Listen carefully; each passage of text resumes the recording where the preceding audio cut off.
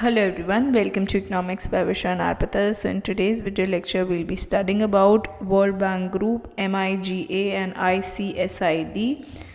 जो हमारा MIGA is basically Multilateral Investment Guarantee Agency जो कि सेटअप हुई थी 1988 जो इंकरेज करती है foreign investment in developing economies कैसे by offering them insurance to foreign private investors अगर उनको कोई लॉस हो जाता है अगेंस्ट नॉन कमर्शियल रिस्क जैसे पॉलिटिकल रिस्क हो गया, करेंसी ट्रांसफ़र की वजह से कोई रिस्क है, एक्सप्लोरेशन, वॉर, सिविल डिस्टर्बेंस, तो उसके against they basically give them insurance.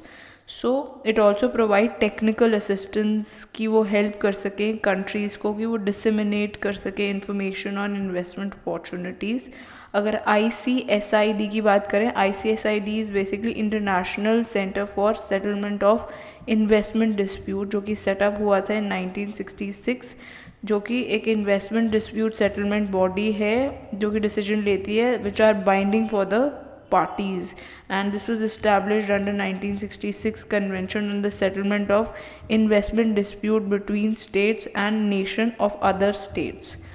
So through this recourse of this center जो है is voluntary, but once the party has agreed to arbitrage they cannot withdraw their consensus. unilaterally withdraw नहीं कर सकते इसके अंदर. ये बेसिकली सेटल करते हैं इन्वेस्टमेंट डिस्प्यूट जो कि अराइज होता है between the investing foreign company and the host company जहाँ पे इन्वेस्टमेंट एक्चुअली होती है. सो इसके अंदर इंडिया जो है वो मेंबर नहीं है, जिसकी वजह से ईरान इशू जो है that is out of its purview, and it is believe that अगर जो सिग्नेटरीज हैं वो it is to encourage foreign investment flow in the economy. But risk जो है वो ये होता है कि इंडिपेंडेंट सोवरेन डिसीजंस नहीं लिए जा सकते.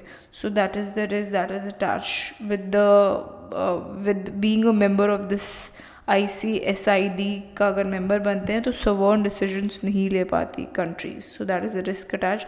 आई होप आपको समझ में आएगा. ICSID and the one that we have talked earlier, that was MIGA, which is Multilateral Investment Agency.